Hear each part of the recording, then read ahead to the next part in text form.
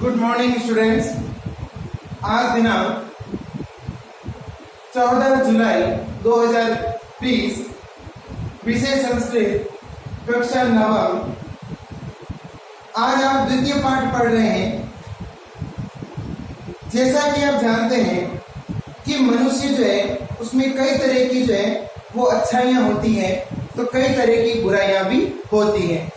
जो मनुष्य अच्छे होते हैं, सज्जन मनुष्य होते हैं, उनमें कई गुण होते हैं, जैसे सत्य बोलना, कभी झूठ नहीं बोलते हैं ऐसे लोग। वे हमेशा जो है दूसरों के प्रति परोपकार की भावना रखते हैं, दूसरों के प्रति जो है वो सम्मानजनक व्यवहार करते हैं और कभी जो है छल कपट का सहारा नहीं लेते और आवश्यकता से अधिक किसी का फायदा, या कह सकते हैं कि आवश्यकता से अधिक जो है वो किसी व्यक्ति को अपना कार्य करने के लिए बाध्य भी नहीं करते। कुछ लोग ऐसे होते हैं बुरे, जिनमें कि ये सब गुण नहीं होते। वे लालची होते हैं, वे छल कपट करते हैं, वे स्वार्थी होते हैं और यहाँ तक कि वे स्वार्थ के कारण ही दूसरों से मित्रता भी करते हैं। तो आज की हमारी जो कहानी है बहुत ही अच्छी है, लालच पर आधारित है ये। तो आज हम पढ़ने जा रहे हैं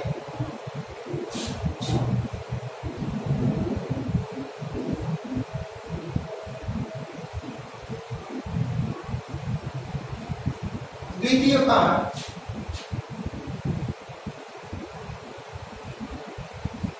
स्वर्ण काव्य। नाम से ही पता चल रहा है, स्वर्ण काव्य अर्थात कि सोने का कौवा। बहुत ही अच्छी कहानी है। इसके रचयिता श्री पद्म शास्त्री हैं। इनके द्वारा एक कथा संग्रह है जिसका नाम है विश्व कथा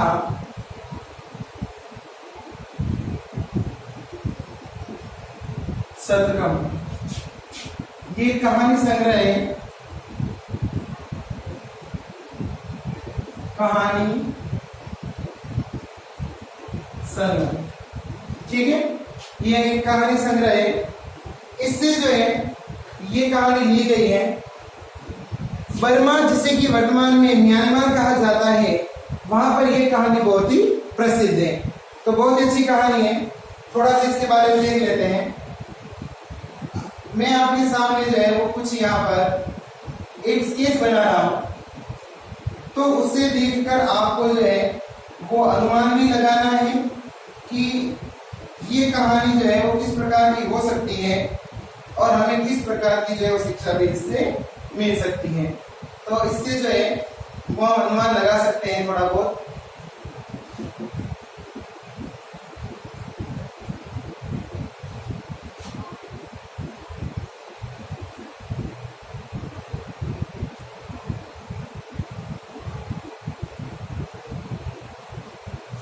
ये आप देख रहे हैं, यहाँ पर एक जो है झोपड़ी बनी हुई है।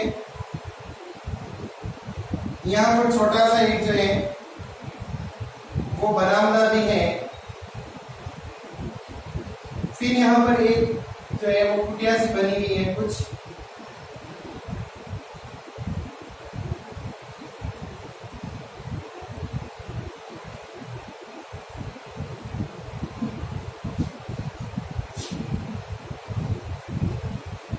अब क्या है कि यहाँ पर जो है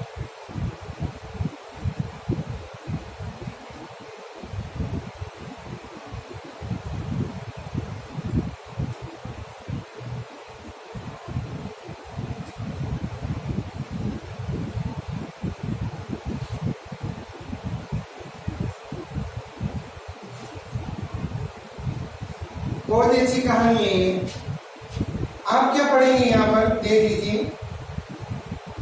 थोड़ा आप स्वयं जो है अपना स्वविवेक पर अपना जो है वो दिमाग लगाएं और अनुमान लगाएं कि ये कहानी जो है वो किस तरह की हो सकती है, क्योंकि आप जानते हैं कि ये जो कहानी है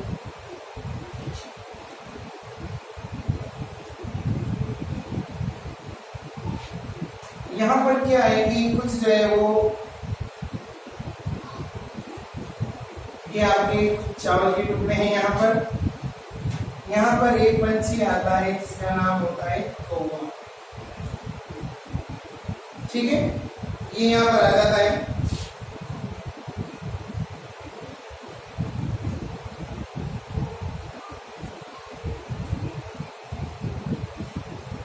अनुमान थोड़ा बहुत आप लगा ही सकते हैं कि ये कहानी किस तरह की हो सकती है।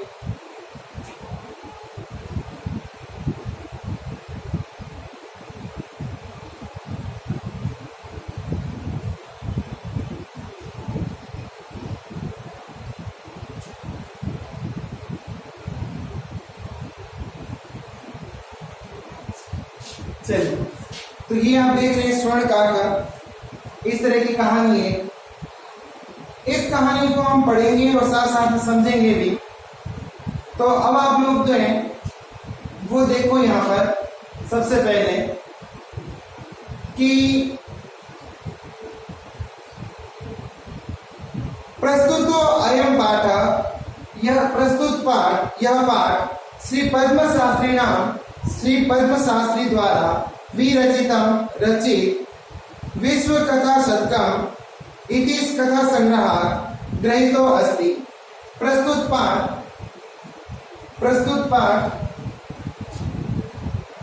पद्म शास्त्री द्वारा विरचित विश्व कथा शतकम कहानी संग्रह से लिया गया है। आपने कुछ अनुमान लगाया ही होगा इस कहानी को देखकर।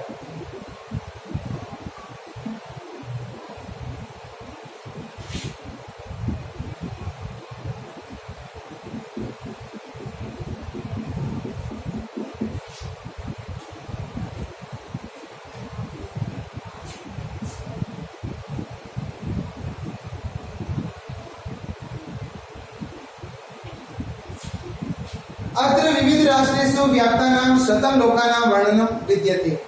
इस कहानी में विश्व के विविध देशों की 100 कथाओं का वर्णन मिलता है। पद्म शास्त्री के द्वारा जो विश्व कथा शतकम नामक कहानी संग्रह लिखा गया, उसमें हम विश्व की 100 कथाओं का संग्रह देख सकते हैं।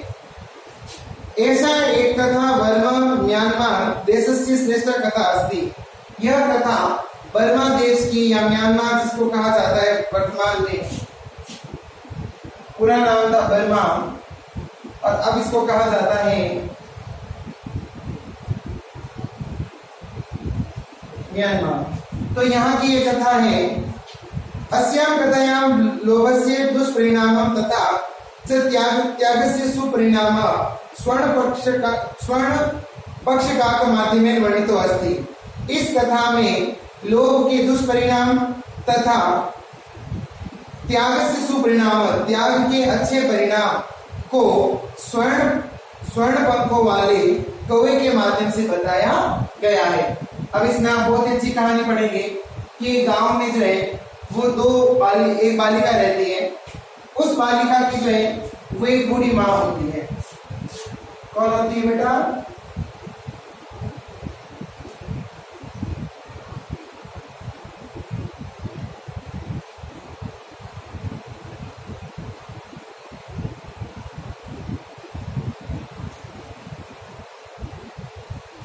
एक बूढ़ी माँ होती है।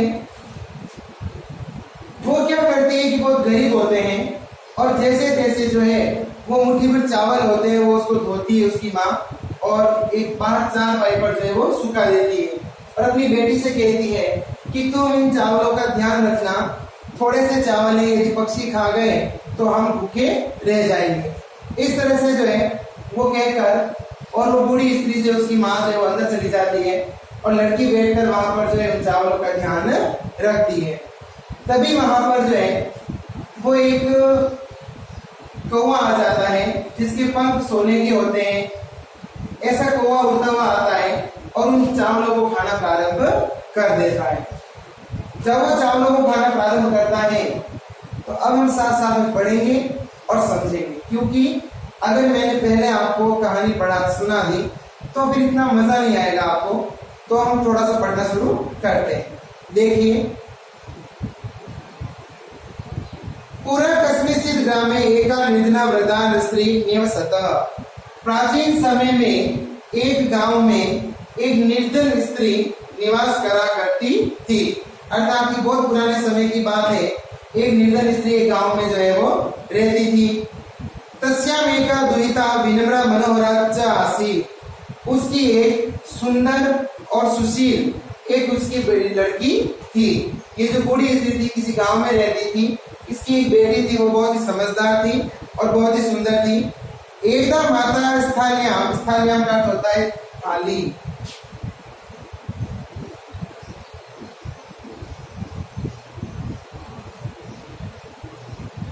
स्थाल्याम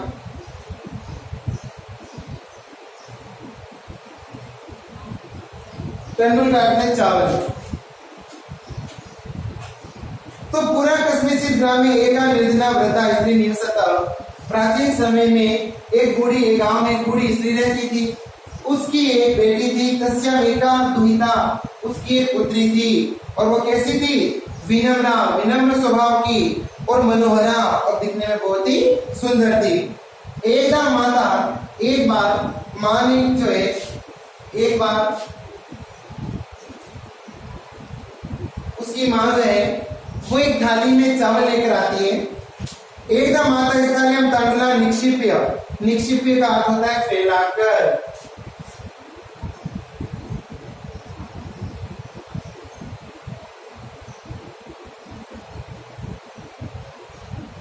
निक्षिप्य का अर्थ होता है फैलाकर। तो एकदम माता, एक दिन उसकी माँ स्थाल्याम तांडुलान निक्षिप्य पुत्रीम आदिशत। एक बार उसकी माँ ने थाली में चावलों को फैलाया और उस लड़की को, अपनी बेटी को आदेश दिया। क्या दिया? सूर्य तपे तंडुलान खगेभ्यम रक्ष।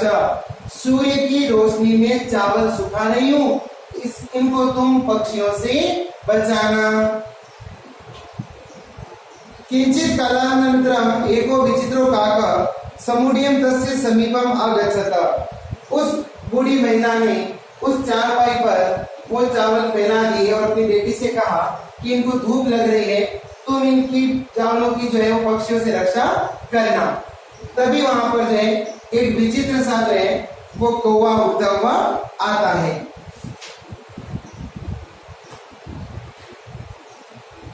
नेता दृश्य स्वर्ण पक्षो रजत संचु स्वर्ण काकस्तया पूर्व दृष्टा।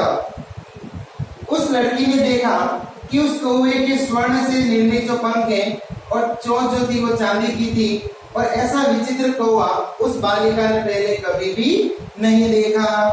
अब लड़की की माँ ने कहा कि भाई मैं थाली में कुछ चावल है, इनको यहाँ चारपाई पर सुखा रही हूँ, सूर्य की रोशनी, सूर्य की धूप लग रही है, इन चावलों की रक्षा करना, पक्षी कहीं खा न जाए। वो बूढ़ी स्त्री वहां से चली जाती है। लड़की वहां पर ध्यान रखती है। तभी वो वहां पर देखती है कि वहां पर एक जो है वो उड़ता हुआ कौवा आता है। उसके पंख सोने के थे और चोंच जो थी वो चांदी की थी। ऐसा विचित्र पक्षी उस बालिका ने पहले कभी भी नहीं देखा। तम तंडुलान खादंत हसंत च विलोक्यम बालिका रोदितुम आरब्ध। तम तंडुलान खादंत हसंत च, उस कौवे ने हंसते हुए चावलों को खाना प्रारंभ कर दिया। विलोक्य, यह देखकर बालिका रोदितुम आरब्धा, यह देखकर वह बालिका जो थी वो जोर जोर से रोने लग गई। अब जो है क्या हुआ कि माँ ने तो कहा कि भी तुम ध्यान रखना चावलों का, मैं यहाँ पर धूप में सुखा रही हूँ, पक्षी से ध्यान रखना, रक्षा करना। लड़की जो है वहां पर ध्यान रखती है। तभी वहां पर एक कौवा आ जाता है उड़ते हुए, जिसके पंख सोने के थे और चोंच चांदी की थी। ऐसा विचित्र पक्षी कौवा जो है उस बालिका ने पहले कभी भी नहीं देखा। कौवा वहां पर बैठ जाता है चारपाई पर और चावल खाना प्रारंभ कर देता है। हंसता चावलों को खाना प्रारंभ करता है। यह देखकर वो लड़की जो थी वो रोने लग गई।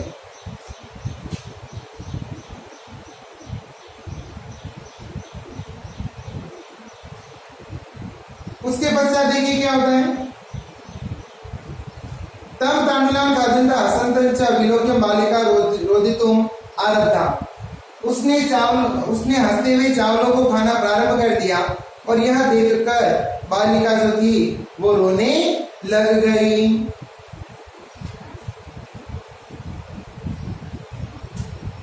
तब निवार्यते सा प्रार्थयत, उसने उसको रोकते हुए प्रार्थना की। बालिका ने जो है उस पक्षी को बोला कि तुम चावल मत खाओ, और क्या कहा? तांडुलान मां भक्ष्य, चावलों को मत खाओ।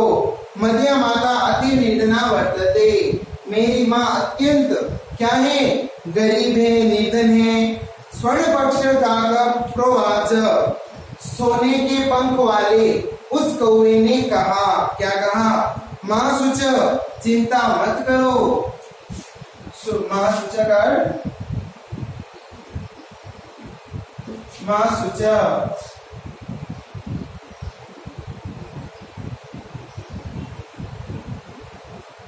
चिंता मत करो। मां शुच, चिंता मत करो, शोक मत करो।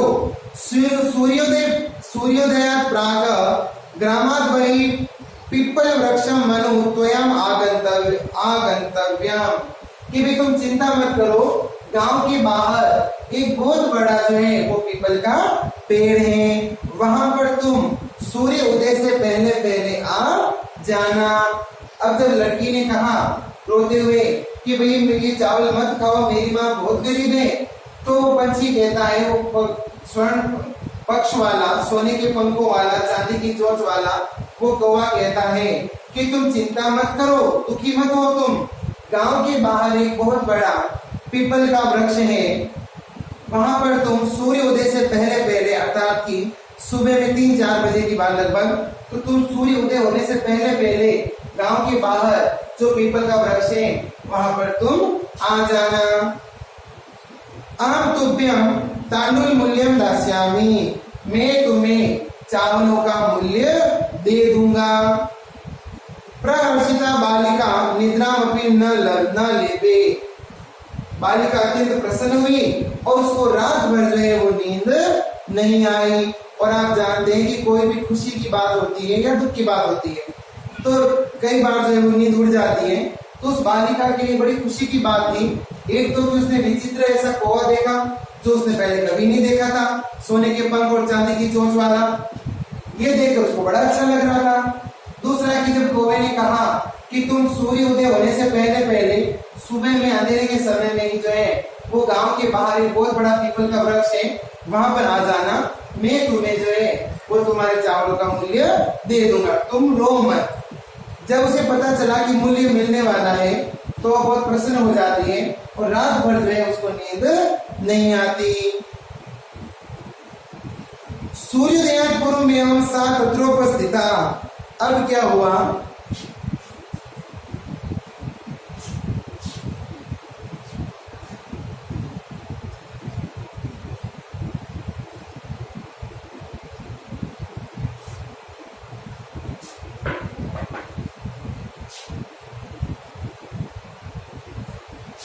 अब क्या है कि गांव के बाहर जो था वो एक बहुत बड़ा विशाल का मतलब बहुत बड़ा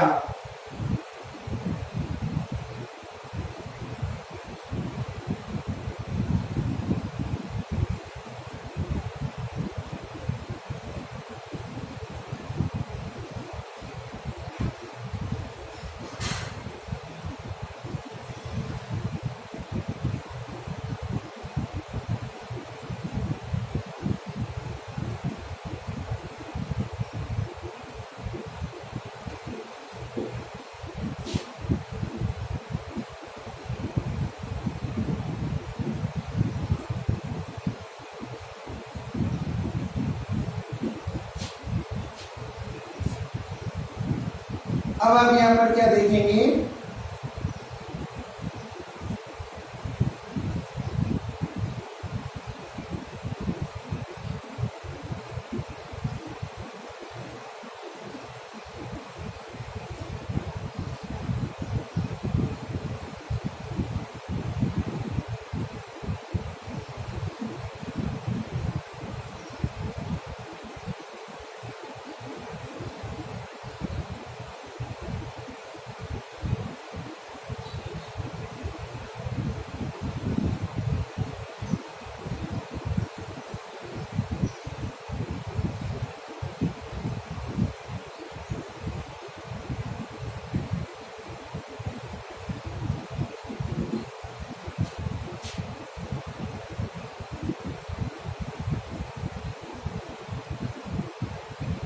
क्या दिख रहा है बेटा आप लोगों को? एक बहुत बड़ा पेड़ है, पेड़ पर जो है वो एक महल जैसा बना हुआ है, वहां पर एक सीढ़ी आई हुई है नीचे, बालिका जो है वो भी वहां पर है, और इस तरह से आप जो है यहाँ पर देख रहे हैं।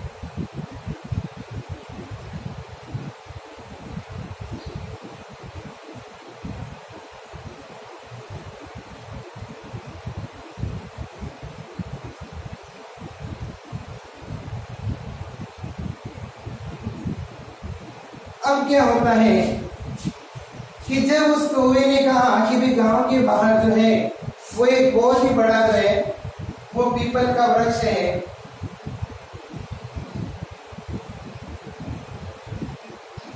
वहां पर तुम आ जाना। लड़की बड़ी प्रसन्न होती है, रात को नींद भी नहीं आती प्रसन्नता के कारण, और वो लड़की जो है वो सुबह में सही समय पर पहुंच जाती है। तो सूर्योदय पूर्व एवं सा तत्रोपस्थिता, सूर्य उदय होने से पहले ही वह बालिका वहां पहुंच जाती है। वृक्षोपरि विलोक्यम सा च आश्चर्यचकिता संजाता, वृक्ष के ऊपर देखकर वो ऊपर मुंह करके देखती है पेड़ के ऊपर, तो बड़ी आश्चर्यचकित हो जाती है। और क्या देखती है? यत तत्र स्वर्णमय प्रसादो वर्तते, वहां पर एक सोने का क्या था? महल था, स्वर्ण निर्मित महल था जो बहुत ही सुंदर था। यदा काका सहित्वा प्रबुदा तथा तेन स्वर्ण गवाक्षा, गवाक्षा का अर्थ होता है, गवाक्षा का अर्थ होता है खिड़की, गवाक्षा अर्थात की खिड़की। अब वो लड़की देखती है कि उस पेड़ पर बहुत ही बड़ा जो है एक विशाल जो है वो स्वर्ण से निर्मित सोने का बना हुआ महल है। तभी यदा तब काका सहित्वा प्रबुदास तथा कौवा सोया हुआ था, उठ जाने पर तेरे स्वर्ण गवाक्षा गतिता, वह खिड़की के पास आया और उसने कहा, अब कौवा सो रहा था अपने महल के अंदर, तभी जो है उसको पता चलता है शायद कि लड़की आ गई, बालिका आ गई है, तो वो खिड़की खोलता है और क्या कहता है सुनिए। हाँ बाले तो आ गया, अरे बालिका तुम आ गई, तिष्ठा रुको, अहम त्वं कृते सोपानम अवतारयामि, तुम रुक जाओ मैं तुम्हारे लिए सीढ़ी उतारता हूँ। अब क्या हुआ? अब क्या हुआ कि बालिका ने जो है जब वहां बालिका आ गई तो लड़की ने देखा तो बड़ा आश्चर्य हुआ, कह रही ऊपर तो एक बहुत बड़ा जो है पेड़ के ऊपर एक बहुत बड़ा विशाल जो है वो महल है। जैसे ही कौवे की नींद टूटी, उसने भी जो है खिड़की से देखा तो बालिका आ गई थी, तो उसने कहा कि अच्छा तुम आ गई हो, रुक जाओ मैं तुम्हारे लिए ऊपर आने के लिए सीढ़ियां उतारता हूँ।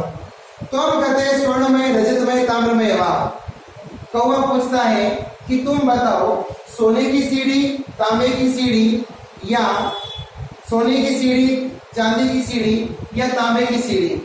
अब उसने पूछा लड़की से कि भी मैं तुम्हारे लिए सीढ़ी उतार रहा हूँ, तो मुझे ये तो बता दो कि सीढ़ी जो है वो सोने की उतारूं, चांदी की या तांबे की। उस लड़की से पूछा। कन्या आवदत, कन्या ने कहा, अहम निर्धन मातु द्विता अस्मि, मैं तो गरीब माँ की लड़की हूँ। ताम्र सोपानमेव आगमिष्यामि, मैं तो तांबे की सीढ़ी से ही आ जाऊंगी। अब जब कौवे ने पूछा कि भी तुम कौन सी सीढ़ी से आओगी ऊपर, सोने की, चांदी की या तांबे की, तो लड़की ने कहा कि भाई मैं बहुत गरीब हूँ, मेरी माँ गरीब है और मैं गरीब माँ की बेटी हूँ, मैं तो तांबे की सीढ़ी से ही ऊपर आ जाऊंगी। परम स्वर्ण सोपाने व स्वर्ण भवनम आरोहता, किंतु उस कौवे ने जो है वो सोने की सीढ़ी उस महल से नीचे उतारी, क्योंकि कहते हैं ना लालच बुरी बला होती है। लड़की ने लालच नहीं किया, तो जब कौवे ने पूछा कि तुम सोने की सीढ़ी से ऊपर आओगी, तांबे चांदी की सीढ़ी से, तांबे की सीढ़ी से, तो उस बालिका ने कहा कि मैं तो गरीब माँ की लड़की हूँ, मैं तो तांबे की सीढ़ी से ही ऊपर आ जाऊंगी। लेकिन कौवे ने कौन सी सीढ़ी उतारी? स्वर्ण सोपानम, अर्थात की स्वर्ण सोपानम, किसकी? सोने की सीढ़ी को नीचे उतारा। ठीक है, तो आज हम इतना ही पढ़ेंगे। तो आज आप क्या करेंगे कि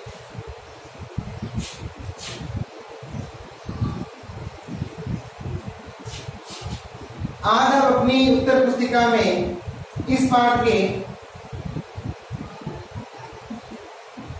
द्वितीय पाठ स्वर्ण काकः का पाठ परिचय हिंदी में लिखें तथा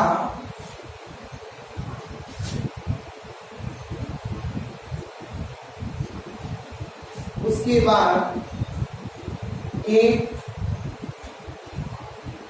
बाद पाठ से संबंधित एक सुंदर चित्र बनावें। ये आपका कार्य है। पाठ परिचय जो हमने पढ़ाया था पद्मशास्त्री के बारे में, उसका जो है आपको केवल हिंदी में ही लिखना है, संस्कृत में नहीं लिखना है। और उसके बाद वो जो मैंने अभी झोपड़ी वाली और चावल के कणों वाली 4 पैकेट चावल सूख रहे थे, उस चित्र को आपको अपनी उत्तर पुस्तिका के अंदर बनाता है। तो पहले आप आज की डेट मेंशन करेंगे, द्वितीय पाठ स्वर्ण काव्य लिखेंगे, फिर एडी लगाएंगे पाठ परिचय, हिंदी में पाठ परिचय करेंगे और उसके बाद जो पाठ से संबंधित पहला जो चित्र है वो आपको उसकी उत्तर पुस्तिका में बनाना है। धन्यवाद।